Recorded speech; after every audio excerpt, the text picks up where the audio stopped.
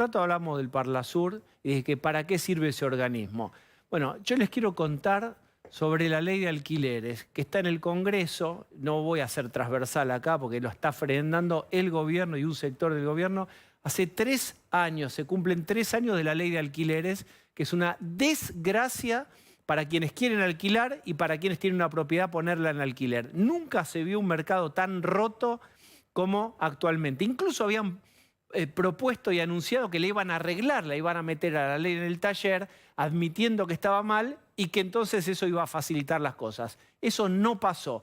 Sigue como está la ley de alquileres, arruinándole la vida, enquilombándole la vida a los argentinos.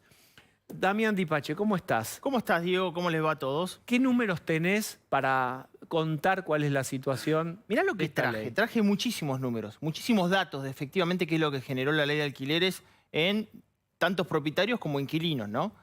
Y la realidad que hace 3 años, cuando se sancionó la ley de alquileres, lo primero que tenés que ver es por qué cayó el nivel de oferta en alquiler. Entonces, el primer dato es, los propietarios empezaron a ver que quedaron desfasados frente a la inflación, que un contrato de 3 años es enorme, que una inflación que se aceleró tanto, que se actualice cada 1 año, es un plazo muy pero muy elevado, y que efectivamente encima los que hicieron el contrato en el medio de la pandemia tuvieron un valor muy bajo, por lo cual hoy ese precio, cuando se vuelve a actualizar, efectivamente es muy elevado. Esos son los datos, digamos, de situación. Ahora hice el siguiente análisis. Mirá, del año 2011 al 2020, sin ley de alquileres, la variación del precio de alquiler fue de 1.125% acumulado. Precio promedio del alquiler en... ¿De cuándo a cuándo? Desde 2011 al 2020, sin la ley de alquileres. El aumento fue de 1.125%. La inflación del periodo fue de 1.574%. Es decir, los alquileres aumentaron menos que la inflación del periodo, sin la ley de alquileres. Me hice el análisis de qué pasó con la ley de alquileres. Del 2020 a junio de 2023, la inflación acumulada fue del 470%. Y los alquileres aumentaron 595%, es decir, casi 600%. Es decir, con la ley de alquileres, el precio del alquiler estuvo por encima de la inflación acumulada. O sea, quisieron apretar un resorte. Ese es el efecto. Dami, apretando un resorte. Yo le gano al resorte. Mirá vos cómo aprieto y contengo y le doy una mano a la gente que necesita alquilar. Bueno, hicieron todo lo contrario. ¿Cayó la oferta? Bueno, ¿Eso hizo subir los precios también? Claro, cayó. Digo porque yo estuve buscando y no había nada, y todo era en dólares. Claro, ¿cuáles son, por afuera de toda ¿cuáles son, creo, No, los efectos quizás subestimados por todo el arco político respecto de la ley de alquileres? El primero, retiro de las propiedades del alquiler. O sea, lo primero fue, a medida que se iban venciendo los contratos, retiro la propiedad del mercado de alquiler. Hoy se calcula que en junio vencen 12.000 contratos y el 40% no se va a renovar. O sea, se vencen los 3 años de la ley de alquileres. Es decir, si yo estuve en la ley de alquileres, efectivamente no lo voy a renovar. Y se comienza a ver un efecto, no para todas las propiedades, pero sí para un sector de las propiedades, que es el efecto que yo llamo Airbnb. O sea, el temporario. Sí, sí. Y sí. O el negro. Vamos, te invito formalmente y gentilmente, vamos a hacer el contrato en negro. Es decir, el Estado por controlar se va perdiendo un montón, miles de contratos de gente que dice, lo hacemos por abajo de la mesa. Totalmente. Porque es imposible declarar esto. Es riesgoso también para quien alquila, ¿no? Igual la pero mayoría de los pero alquileres es la siempre invitación, es nada que te Osvaldo, cuando se respalda. regula algo tanto y la gente queda tan apretada, digamos, no tiene otra. Estás perjudicando a todo el mundo. Y al Estado también. Pero Totalmente. siempre estuvo el mercado de alquileres en su gran mayoría en negro. Me parece que ahora se suma que si lo querés hacer con un contrato, Claro, ahora ni no siquiera le conviene a con nadie, ni al Exactamente. inquilino ni al locatario, y muchos locatarios se van a Airbnb a alquilar en dólares. Exactamente. Yo no sé si pudimos armar una placa que armé sobre qué pasa con el alquiler local y el alquiler... pudieron. Ahí está, mirá. A vos mirá. te hacen todos los deberes, Dipache, mirá. Ponete, ahí dice 64.581 pesos. Eso es en junio de 2022. Y vos decís, ¿cómo puede ser que un alquiler de 2 ambientes esté en ese valor? Bueno, claro, porque justamente actualiza ahora, que sería una actualización de casi 140.000 pesos por la inflación, ¿se entiende? Bueno, quedó re desactualizado. Ahora vos fíjate, anualmente tuvo una renta anual de 774.000 pesos, un año el departamento en alquiler. ¿Qué pasa si lo alquiló en forma temporaria? Bueno, obtiene una renta en 200 días del año, ese es el cálculo que se hizo en este informe, de $271 mensuales, lo cual te da $2.441 anuales, y al tipo de cambio paralelo te da una renta mayor de casi 1.200.000 pesos. Y fíjate que el recupero de una inversión de un departamento de 130.000 años, de 130.000 dólares. años pienso que estaremos sí, muertos. No te Claro. quiero joder la ¿En qué vida. condiciones De estás en el 130.000 dólares. Con alquiler mensual en el mercado local te tardaría más de 70 años. Y con el alquiler temporario, que tampoco es un rendimiento enorme, 53 años en el retorno de la inversión. La realidad que es una ley que efectivamente está generando 3 daños colaterales además. El primero es que cayó el valor del metro cuadrado de esa oferta. Porque si bien está publicado que hoy el valor medio está en los 2.174 dólares y llegó a estar en 2.775, no es real. Porque es el dato de pizarra, es el dato que vos ves en la inmobiliaria. Para poder venderlo tenés que bajar quizás un 20 o un 30% el valor de ese metro cuadrado para efectivamente que se haga efectivo en operación. ¿Bien? Pero además de que bajó el valor del metro cuadrado... ¿Por qué? Explica por qué bajó el metro Porque hay cuadrado. mucha oferta y no hay demanda.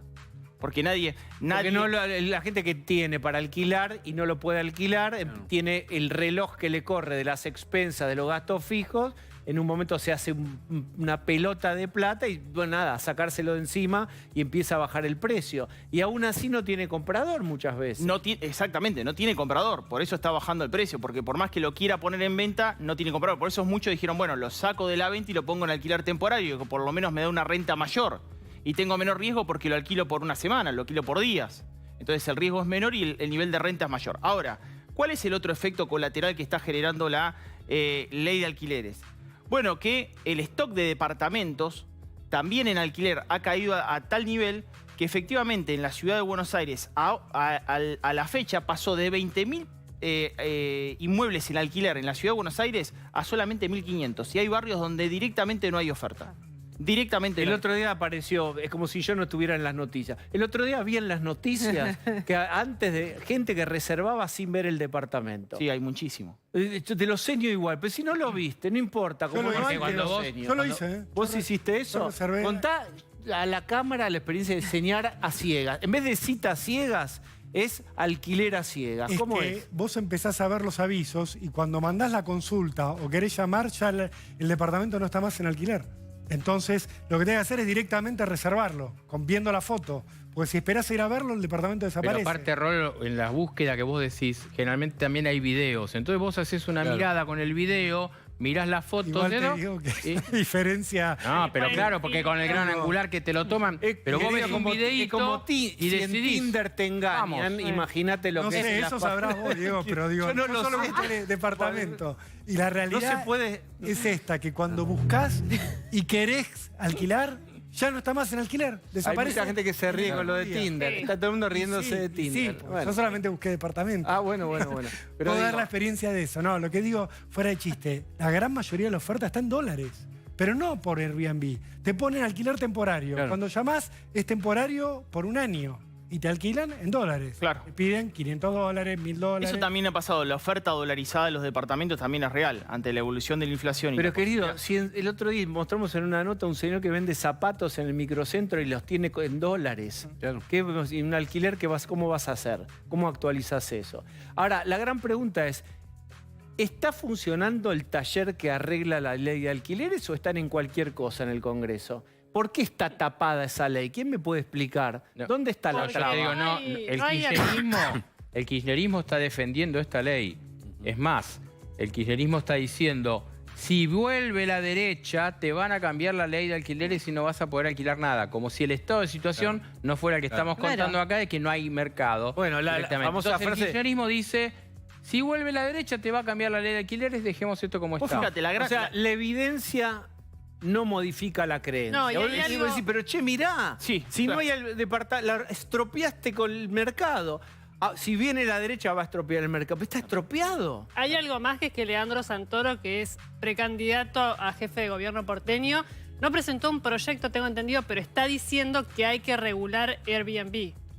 Eso O es sea, lo que los- necesitamos, claro. es eso. No, lo que O digo la es- comparación con Berlín, que escuché que, fíjense cómo Berlín, la municipalidad de Berlín compró 500 departamentos Ferraresi decía como eso. si fuera la riqueza alemana, pudiera el Estado argentino en la ciudad de Buenos Aires comprar 500 departamentos, 10.000 departamentos. Es una cosa, no está entonces en carpeta. Respecto del taller que vos hablás, los talleristas tienen ahí una situación. Porque claro, la actual oposición, que fue tallerista de la ley, porque fue aprobada en el Diputados por la actual oposición, encontró después en el Senado que el actual oficialismo, el otro tallerista, la terminó sancionando la ley y reglamentando. O sea, esta es una ley de la oposición. ¿Qué dice la oposición? Bueno, reconozco que me equivoqué. Lo cual es cuando la política ensayó con el mercado. Si vamos a ensayar a ver qué pasa con esto. Y ahí tenés dos efectos colaterales que no tienen que ver con propietarios inquilinos y está bueno que lo abordemos. ¿Cuál es el primer efecto? Es la salida de la inversión inmobiliaria de Argentina. Los constructores, como no están encontrando inversores locales, se están yendo a 3 mercados. Uruguay, Paraguay y Miami. De hecho, mirá, te doy el dato. Según la Asociación de Agentes Inmobiliarios de la Florida, los argentinos representan el 13% del total de los compradores. ¿Bien? Los argentinos salen con esa inversión inmobiliaria a pérdida y se van a otros mercados, pero lo siguen los constructores. O sea, esta ley, como dice mi amigo... Vos decís, Dipache, que el 10%, te lo voy a trazo grueso, que el 10% de la inversión inmobiliaria de Miami es argentina. No, el 13%. Bueno. El 13%. Pero además, los constructores están yendo a esos mercados porque, claro, efectivamente no están encontrando los inversores en el mercado local. ¿Qué es lo que termina sucediendo? Hay un efecto más que hizo el kirchnerismo durante el último periodo con la gestión Batakis, que fue que además que le generó esto a la propiedad, llamó al revalúo inmobiliario. Con bienes personales, que en supuesto, ¿se acuerdan el famoso blanqueo? Que se iban a eliminar, lo terminaron reincorporando, subiendo las alícuotas, y hoy tenés una declaración del mínimo de bienes personales en 11.282.000 pesos. A partir de ahí comenzás a pagar bienes personales. Cuando en el año 1991, cuando este impuesto se creó, era de $100.000, que hoy te daría 49,5 millones de pesos. Dipache, gracias por todas tus buenas noticias. Siempre traes cosas lindas para descomprimir y para alegrarnos a todos. Y encima con números, que digamos, esto es periodismo de opinión. Nosotros no necesitamos datos, solamente opinamos sin datos, que nos encanta. Y vos traes datos. Te traje datos, pero solamente te cierro con esto, que es una frase de Armando Pepe, que dice, esta fue una ley pareja para todos. Perdieron los dos. Perjudicó a inquilinos, propietarios, inmobiliario y constructores. Magnífico. Muy bien, transversalísimo. Exacto. Una obra de teatro se llama transversalísimo.